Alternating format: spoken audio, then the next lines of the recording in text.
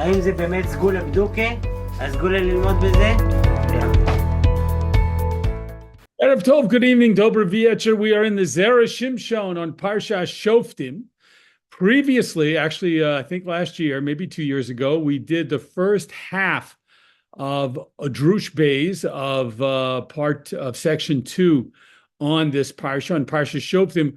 We have done all of the parts, all of the different sections in the Zera Shimshon on this Parsha, even either completely, which is most of them, or partially, which is a few of them. So now at this point, our only choice is to come back and start to complete, God willing, complete the ones where we only did the first part. So that's the situation now. We did the first part, which we'll summarize in a moment, and we're going to complete it, God willing, tonight. So this piece in the Zera Shimshon deals with a very interesting issue, the issue of can a king, a melech, can a Jewish king be judged, and can a Jewish king serve as a judge? And the reason those two things are connected is because there's a Mishnah that the Zera Shimshon brings in the first half of this piece, which says, Melech Yisrael ein don ve'ein don in oso. A Jewish king doesn't judge, he doesn't serve as a judge, and we don't judge him. So that would see, if that was the only source, we wouldn't need to have wouldn't need this piece and to have two different sections. It would be a very simple answer. No, the king can't serve as a judge, and the king can't be brought in as a litigant to be judged. However, there are more sources which show the Zera Shimshon brought in the first part, which show that it's more complicated than that. And there are sources which imply that certainly a king can serve as a judge, and that a king could even be judged. So therefore, it is a complicated matter.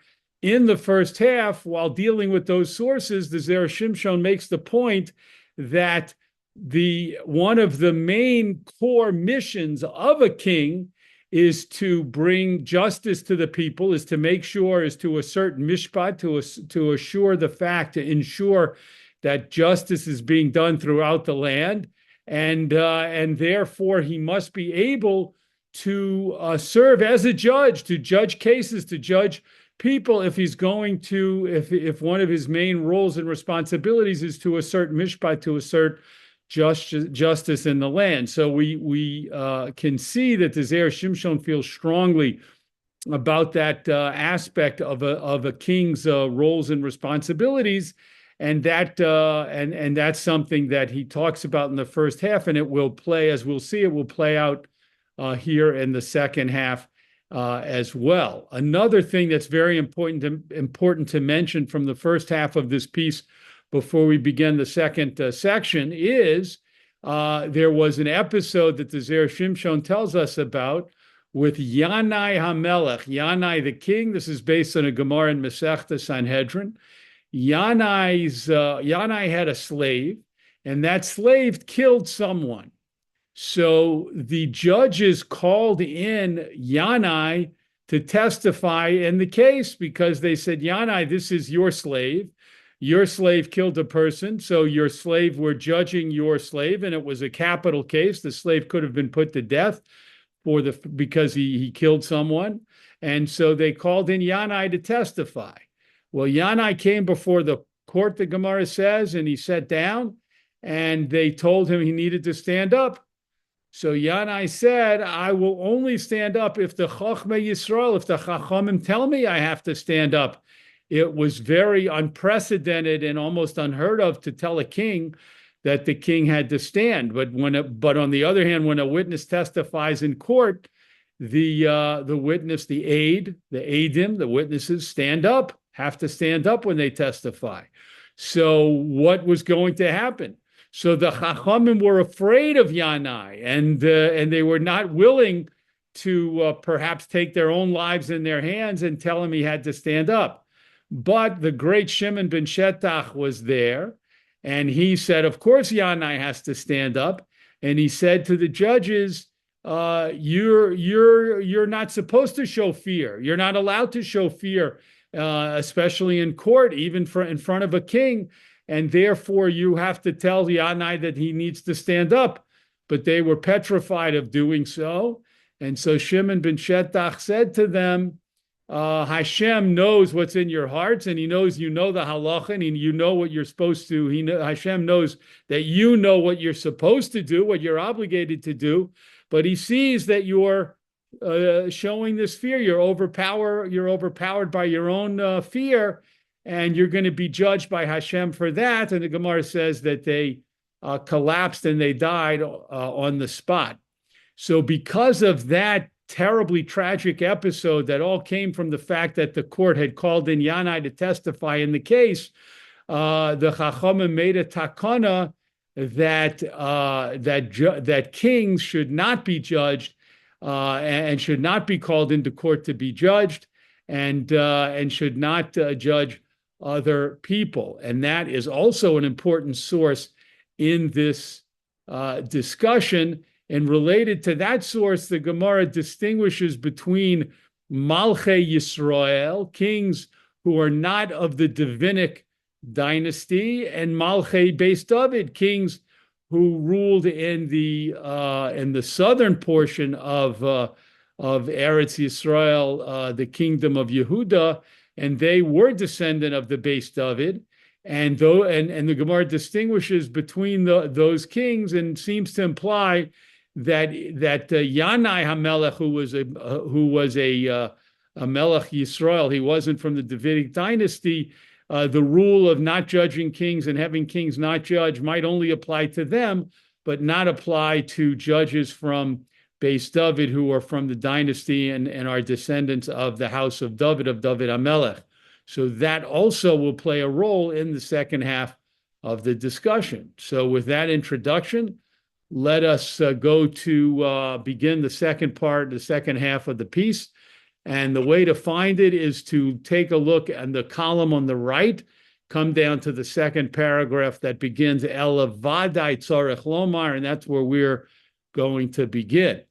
Elavadai Tzorech Lomar, but definitely we need to say, Kidamrinon B'dayin Mumche Shetoa, as Chazal teach, as Chazal say about an expert judge who makes a mistake. Let's say you have a real expert judge, a dayan mumche, but he slips up and he makes a mistake in a case. She'af al pi shegoram lahazik, even though he caused there to be damage to the litigant. Let's say he ruled against a litigant, a baldin, and told that baldin, you need to pay this other person a certain sum of money. And it turned out to be a mistake. So now he has caused the financial damage to that person because that person had to pay, let's say $500 or some amount, when that wasn't kedin, that wasn't actually the correct ruling. Nonetheless, lo niskaven lahazik, he certainly didn't have any intention to issue the incorrect ruling and to cause this person a financial loss. So we do not, so the Gemara says over there, we do not require the dayan mumche, the expert judge who made a mistake, to be responsible for any financial ramifications or repercussions from his errant ruling. We don't make him pay reimburse the person who he ruled against because he's an expert judge, and we realize he slipped up and certainly had no intention of making a mistake and was trying to do everything he could to issue the correct ruling, but he's only human and he made a mistake. So that's what the Gemara says in that case. Upshita vadai, it's certainly obvious sheyofe koach hamelech, that the power of a king, the authority of a king, is stronger mikulhu dine deis amru b'mumche, from all of the laws that were stated about a expert judge. So whatever the Gemara, whatever the Zera Shimshon is saying, whatever rules that and protocols the Gemara set up about an expert judge, and one of those rules was just given to us, that if he makes a mistake, he's not obligated to pay for that mistake. Certainly that should apply to a king. So if a king judges a case and he makes a mistake, he's not going to be obligated to pay for the damage. V'hamishpat bevadai ro'oi lemelech. And the right of a king to judge a case is certainly appropriate. Kings should be allowed to judge cases. And if they slip up and make a mistake, we shouldn't be concerned that now we're going to have a whole problem, because who's going to tell the king that he needs to pay because he made a mistake? No, he's exempt from paying, just like the Dayan Mumcha, the expert judge. V'almanas kein nismane lemelech. It was on the condition that the king should be able to be a ruler and a judge in certain situations, that he was appointed to be the king. Again, this is the idea that the Zera Shimshon developed in the first part of this piece, that one of the primary roles and responsibilities of a king is mishpat, to assert justice in the land and to ensure that there's justice in the land. And therefore, he must be able to serve as a judge and judge cases in certain situations. Kidei sheyamid haaretz b'mishpat, in order to establish justice throughout the land. Ve'in hachinami she'ein donim oso l'chayvo l'shalem b'mashita. And of course, we are ready to concede. We have to admit that we don't judge a king to obligate him to pay if he makes a mistake. Just as we said a moment ago that we wouldn't make a dayan mumcha, an expert judge, pay for a mistake that he made in a ruling, so too the king certainly wouldn't have to pay. Also, we're not going to call a king into court and tell him that we want to judge him about some financial matter and obligate him to pay. That's not what we do either. So even though at this point the Zera Shimshon is proposing that a king certainly has to be allowed to judge cases in order to establish justice in the land. However, we do not judge the king. For example, if he made a mistake in one of his rulings, or if he has a financial matter that he's involved in, we don't call in the judge. He can judge cases. He must be allowed to judge cases, but we don't judge him. That's what the Zera Shimshon is suggesting. Let us continue. The fact that it's clear from Chazal that they used to judge kings before they made a decree not to do so. That takana, that decree, is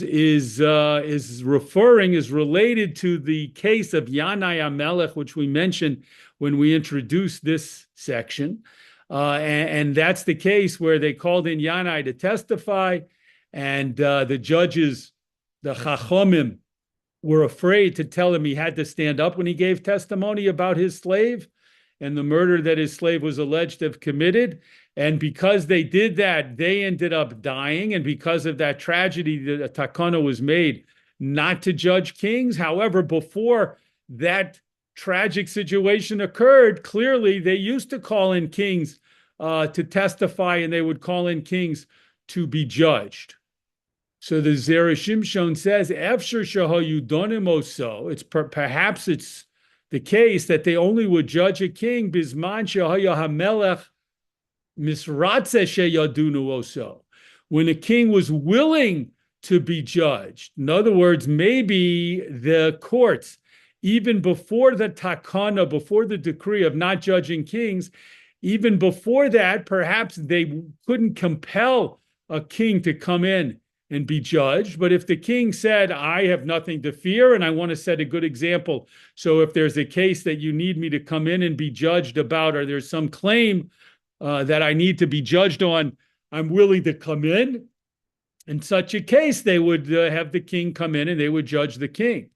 V'lo amrinon bozeh melech shemochol al kvodo ein kvodo mochol. And we don't apply the rule in such a case that even if a king wants to forego his honor, we don't allow that to happen. A king's honor cannot be given up, cannot be relinquished. And that's a rule, as you see from the parentheses from a Gemara in Ksubis. Nonetheless, we don't apply that rule, and we say that the king who wants to allow himself to be called into court to be judged can do so. Ke'uvta de David beperek hakones, like the episode that happened with David HaMelech, which we'll explain in a moment, that's brought down in the Gemara in Baba Kama. Shesho'al Sanhedrin, David HaMelech asked the Sanhedrin, Im hayu yochol lahachlif gedishin shel sa'orim mi Yisrael laseis lifnei behemto va'ayin sham. David HaMelech sent a message to the Sanhedrin to ask them, could he switch lentil beans for barley, and the barley belonged to Jews? Could he switch lentil beans for barley in order to give his animals the barley to eat? The ayin shom, and see over there in the Gemara. So that case is very interesting. That situation is a very interesting situation. The Gemara over there has a certain reason why it believes that David HaMelech asked the Sanhedrin about a certain case and wanted to get a ruling. And the Gemara gives different suggestions as to what the details of the situation were and what is it that he was asking. What exact question was he asking? So one of the theories over there in that Gemara is that David HaMelech was in a situation where he was fighting against the Plishtim, and there was a field that was owned by the Plishtim, and it was a lentil field. And therefore, because it belonged to these Plishtim, these non-Jewish enemies of the Jewish people, he knew that he could take the lentils without their permission, that it wouldn't be considered stealing for him to take the lentils. However, he didn't want to feed his animals. He needed to feed his animals, and he didn't have the proper fodder. He didn't have the food to feed them, and he didn't want to feed them lentils, which is not the best food to feed his animals.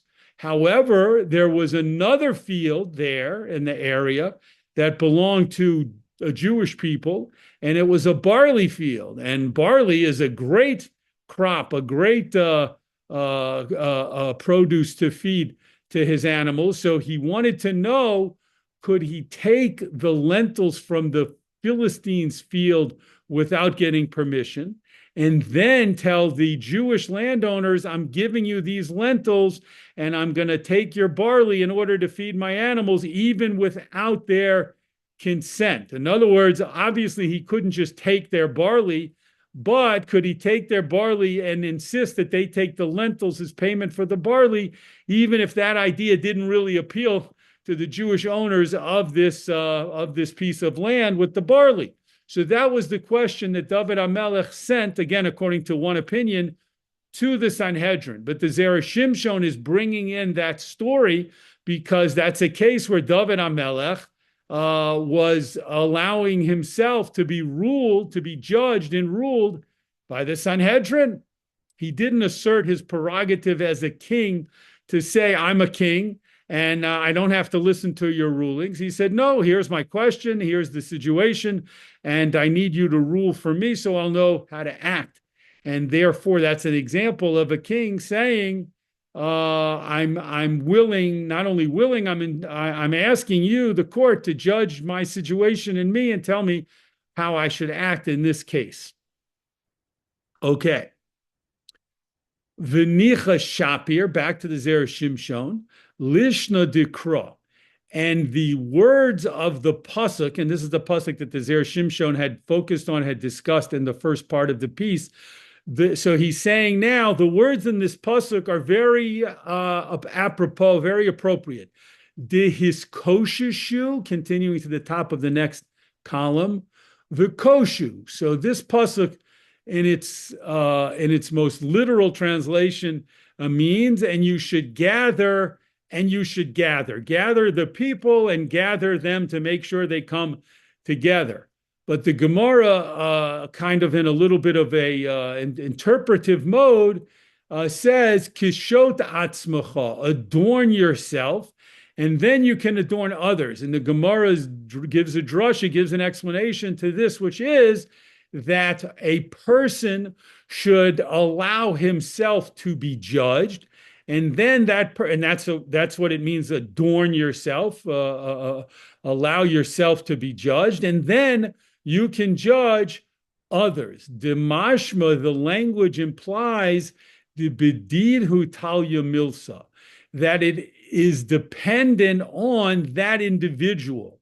Litain reshus la'acherim sheyadonu osam, to give permission to others to judge them. So what the Zera Shimshon is saying is this pasuk that we talked about earlier in this piece, in this section of his, and we brought in this pasuk of his koshu, his koshu vikoshu, be judged, and then you can judge others.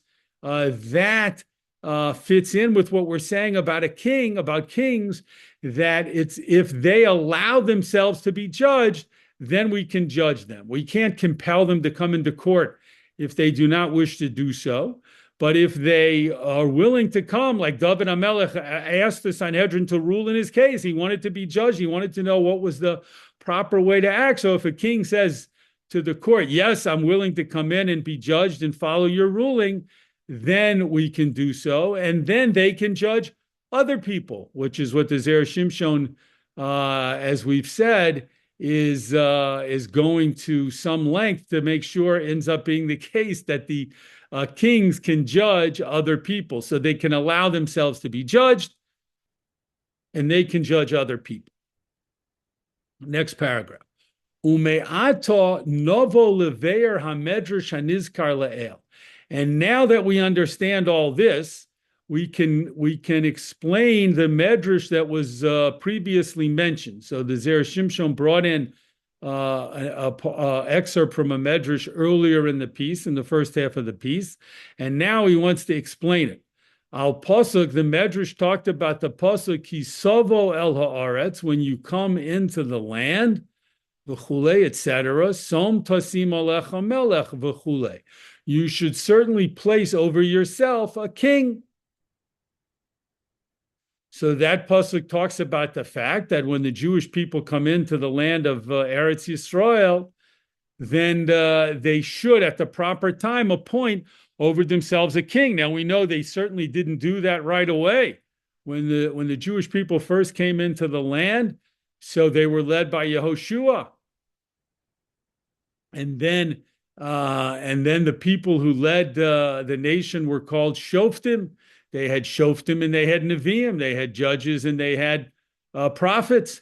But they didn't have kings until Hashem told Shmuel Hanavi to appoint Shaul HaMelech as the first king. But many years passed before Shmuel, appointed Shaul. And then after Shaul and everything that happened with him, after that experience, the next king was David HaMelech, and then things got established where the kings came from, or the next king was Shlomo HaMelech, David's son, and then things continued, at least in the kingdom of Yehuda, from the Davidic dynasty of kings.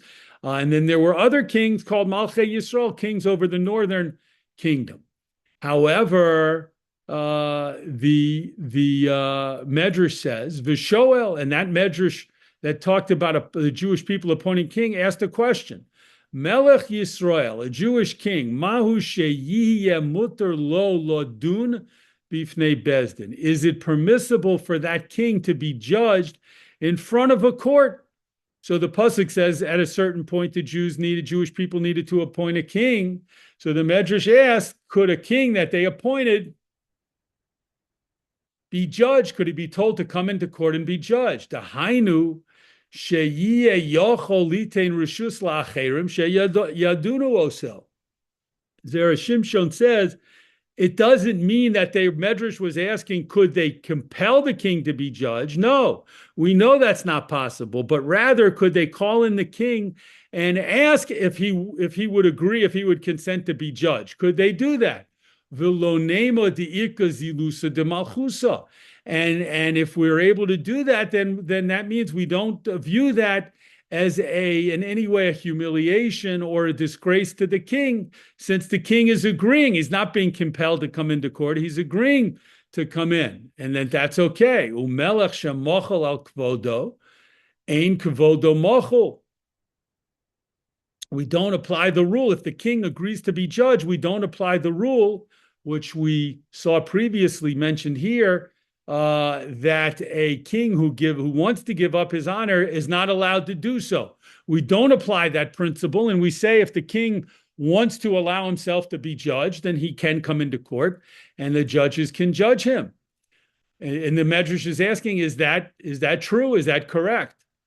The Seirates and the Medrash answers, Kach shonu chachamim. This is what the chachamim taught. Melech, a king, lo don, doesn't judge, v'lo donim oso, and we don't judge him.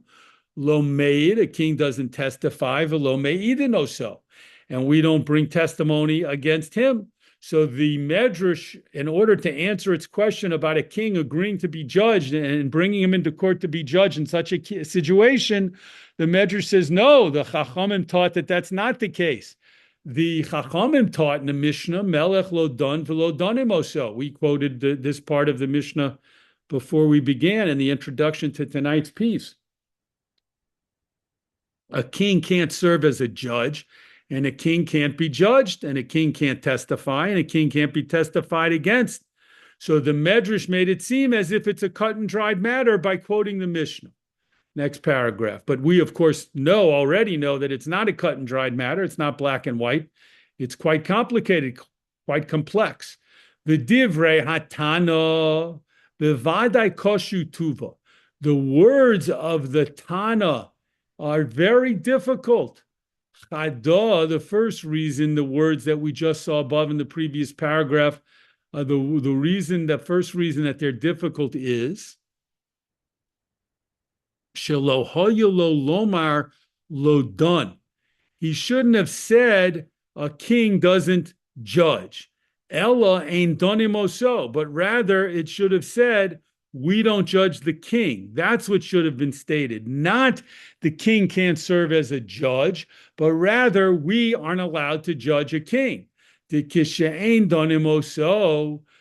if we're not allowed to judge a king, pshita shegam hu einu yochel lodun.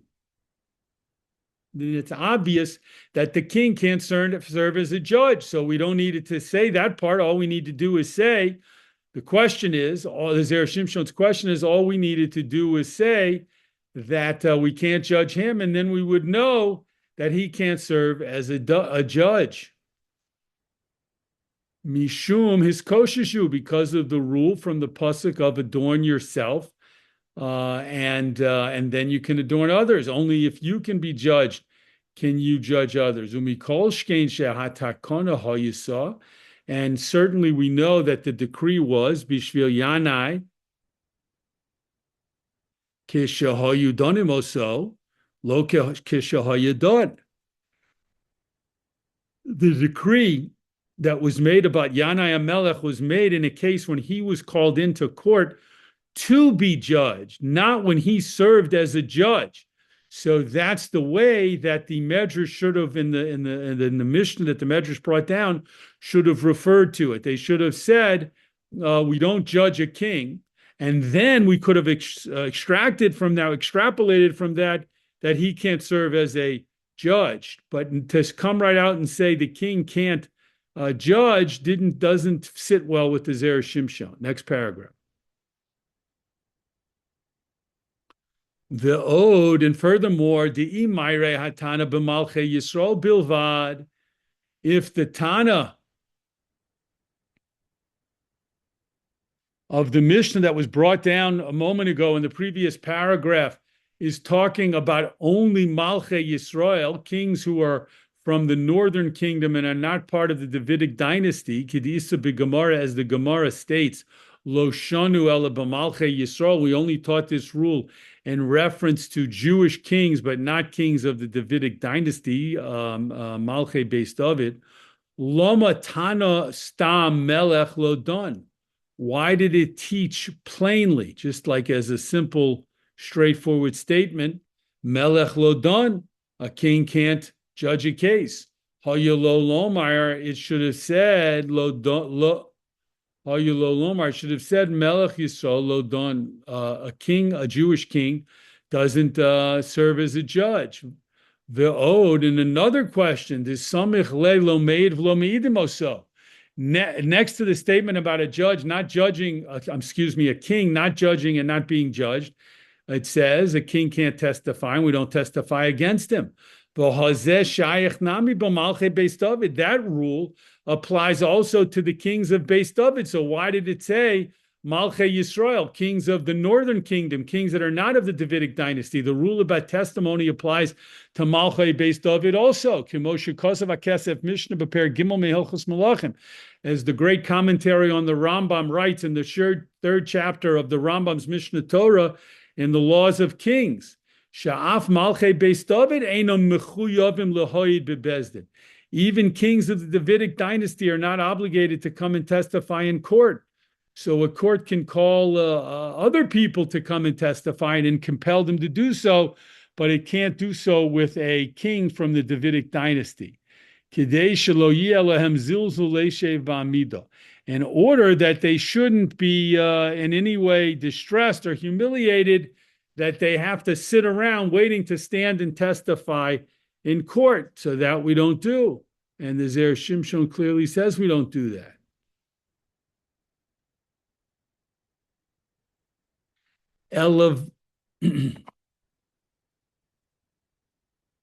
Elavadai, Sorich Lomar, top of the next page. But certainly we need to say Dahatana Mayre Bein B'Malchei Beis David Bein B'Malchei Yisrael. The Tana is discussing both kings of the Davidic dynasty and kings who are not of the Davidic dynasty. He's talking about both. Omnam, however, Haiki De'isa v'Haiki De'isa. Sometimes the rules apply to only some of these kings, and sometimes the rules apply to the other kings. So he's talking about both. However, he's distinguishing between them in some situations. Upeirusha de masnisan kachu. And the way to understand the Mishnah is as follows. Hamelech lo don. A king cannot serve as a judge. Kishe'ein donim oso klal. When he can never be judged. V'hainu malchei Yisrael. And that idea, that rule only applies to the kings who are not of the Davidic dynasty, because we can never judge them, and therefore they can never serve as judges after the takana, after the ruling made about Yanai and the situation of Yanai HaMelech. Kedamrina b'Gemara, as the Gemara says in Maseches Sanhedrin, Mishum Mased Yanai, because of the whole episode that happened with the Yanai HaMelech, the Chachamim made a takana, a decree, that we don't judge these kings and they can't serve as judges. And that rule only applied to the Malchei Yisrael, to the kings who are not of the Davidic dynasty. If sometimes, however, there's a king who we can judge, for example, if he wants to forego his authority and allow himself to be judged, as was the case with the kings of the Davidic dynasty, then they can also certainly serve as judges and judge other people, because they sometimes allow themselves to be judged. They can judge other people. The achar kach, next paragraph, and after this, Hirgish HaMedrash, the Medrash felt that there was a problem. Why can't we judge a king even against his will? Why can we only judge a king if he agrees and consents? V'halo, is it not true? If he judges other people, karinon be his koshushu v'koshu, then we can apply the pasuk to him of adorn yourself and adorn others, meaning be judged yourself and you can judge others. In such a case, we should be able to judge him even without his permission. V'seirates, and it answers, when a king does not wish to forego his honor and his authority, al kivodo, top of the next paragraph, shmamino sheboror lo shadinimo. We hear from this, we can understand from this, that the king feels that it's clear to him that the halacha, the ruling in this situation is with him. Ve'afim hutoa, and even if he makes a mistake, on lanu ein lanu lizalzel bichavodo, we are not allowed to humiliate him in any way. She'ein kol bria yicholu lo dunas hamelech. No person is allowed to judge the king. V'lomar lo shetoeh, and tell him that he made a mistake. Ela hakodesh baruch hu. Unless it's Hashem. Only Hashem can say to a king, you made a mistake. But a regular people can't do that. Next paragraph. Ve'od yesh lomar, and more so we can say, Medrash did not got Melech Yisrael. When the Medrash used the term a Jewish king, lav dafka, it didn't mean it literally. It didn't mean it exactly to mean a Jewish king from the Malchei Yisrael, but not from the Malchei Beis David. Ela Ritzono Lomar.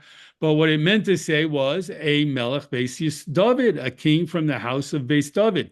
So when it said a Melech Yisrael, it didn't mean only a Melech Yisrael. It meant it was referring to a house of a king of the Davidic dynasty also. Kemoshe Matzinu Sheharambam Kosev, as we find that the Rambam wrote, Melech Yisrael, a Jewish king, V'inyono Melech Beis David. But the Rambam was not talking about a king from the northern dynasty who wasn't from the house of David. The Rambam was talking about a king from the Davidic dynasty, and still he referred to this king as Melech Yisrael.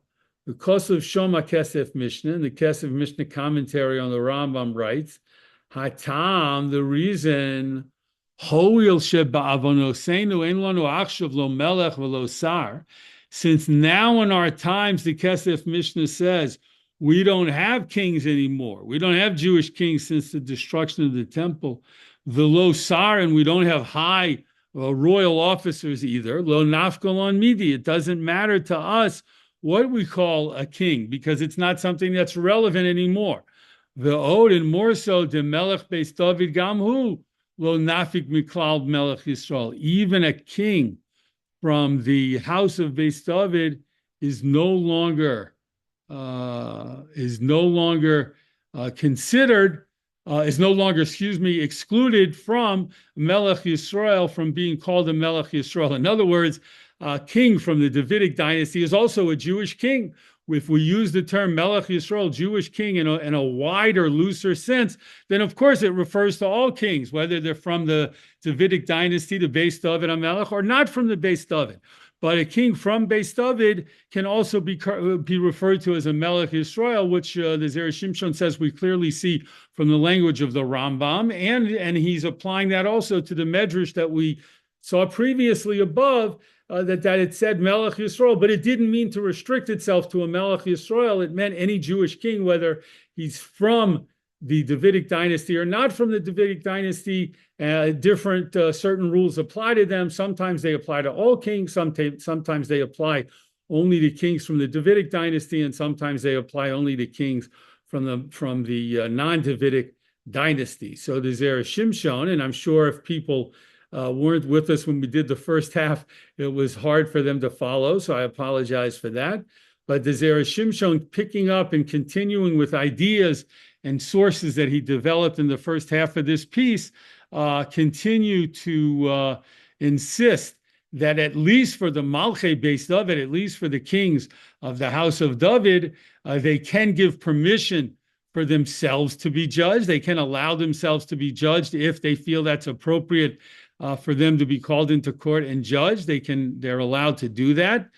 And in addition to that, they can judge other people, which is something, as we've said, that the Zera Shimshon felt is very important and necessary, that the king, as the role model and the paradigm of mishpat, of justice, should be allowed to judge cases in certain situations. And so the Zera Shimshon said that's definitely true of the Malchei Beis David. However, kings that are not of the Davidic dynasty, once the decree was made after the tragic situation that occurred with Yanai HaMelech, once that happened, then they are not allowed to be judged. And since they're not allowed to ever be judged, they are not allowed to serve as judges. But that's restricted to Malchei Yisrael and not Malchei Beis David. Yasher Koch for joining in the learning tonight. We look forward to learning together again, God willing, and on next week's Parsha.